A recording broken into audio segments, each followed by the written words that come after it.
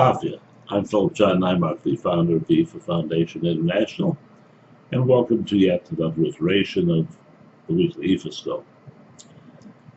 I've been offering the weekly Ifascope for 25 or 30 years to people as a way of showing them the beauty and the power of this wonderful, wonderful philosophy.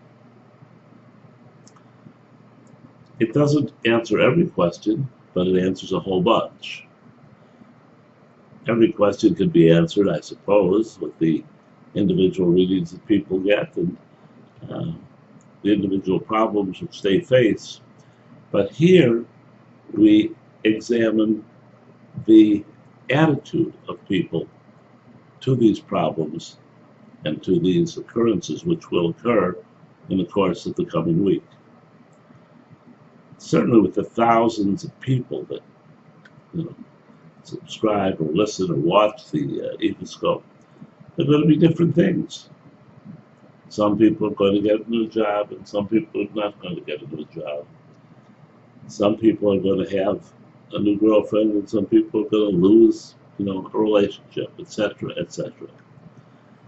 The one factor which puts everybody together here is how do they respond to it? If they respond to it in a way that Rumula and the universe has observed, correlating this material for thousands and thousands of years, they're going to do much, much better in the outcome of the situations. If they don't, if they go with their knee-jerk, their automatic response, well, they're going to be right once in a while. But more often than not, they're not going to benefit from it. It's that simple. So this will give you a peek at how it works. Before I get into that, by the way, I'd like to point out two things to you. The first thing, of course, is to remind you of Ifas's Wednesday night meetings. All you have to do is send her an email. You can find that on our website. That's theIFAFoundation.org, and simply say, I'd like to attend the meeting, and I'd like to do the 7:30 or the 8:30 iteration. And that's all there is to it. You need a internet connection, hopefully a camera, and there's no cost, there's no obligation, but what there is a whole bunch, and a huge corpus of information that you'll learn from. The second thing is I'd like everybody watching this to take a little peek at the IFA Foundation site.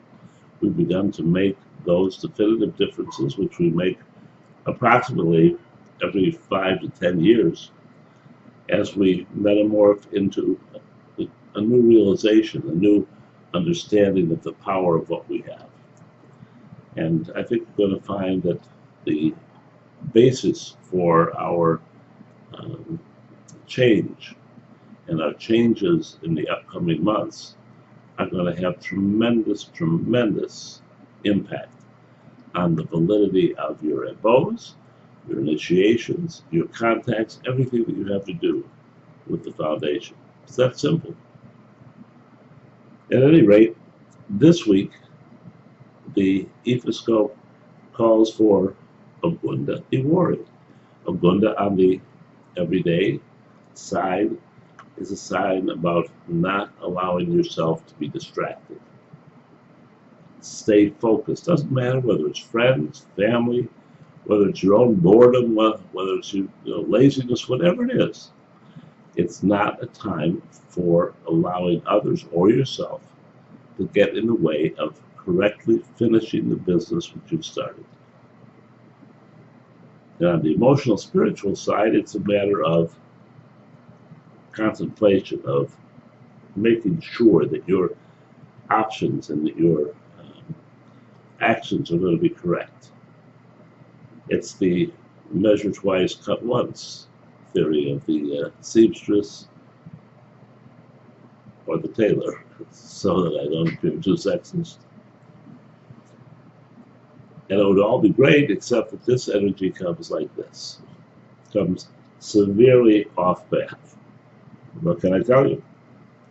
The sign of Ogbi Obar.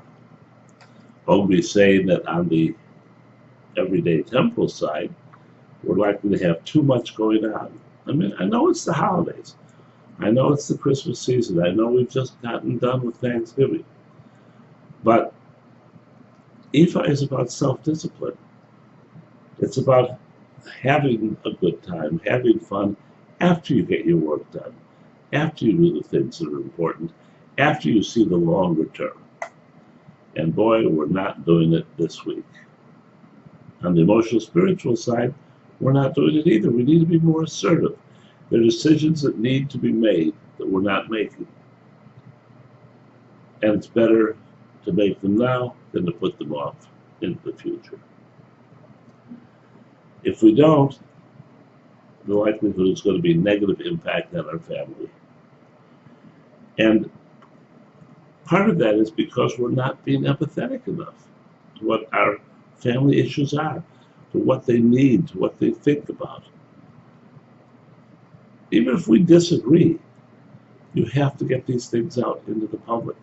You have to get them on the table so that everybody can understand where it is they're coming from. Sounds simple enough, but I guess maybe it isn't for some people. At any rate, the best energy for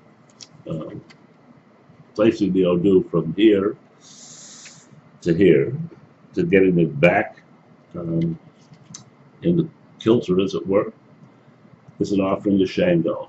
And that's an offering to an energy or an orisha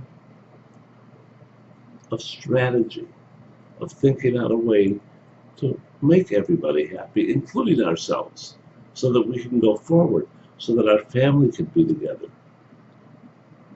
Happy, joyous. That's what it's all about. Let's not forget that. And the subject of the Ebo is fruit. Fruit always has to do with children. So in some way, this has to do with children, past, present, or future. And we're making the wrong decision. We're making the wrong decisions by not being empathetic, by not caring enough, not paying enough attention. And it's going to come back and bite us if we're not careful. Remember, Ifa is about getting the most out of everything. Being the happiest. It doesn't mean you're going to get everything that you want. It means that in total, your life and the life of those you love and care for is going to be more meaningful, more joyous than ever before. Until next time, love and blessings. Oh yes, excuse me. The Ebo for this is to give the fruit in a small dish in front of whatever suffices a Shango for you. If you're lucky enough to have the Shango, God bless you. If not, you just think about it, or you want to utilize something you have that reflects the Shango. Put the fruit in a small dish, pray to Shango, and light a small white tea candle. And watch how the results can improve. Until next week, love and blessings.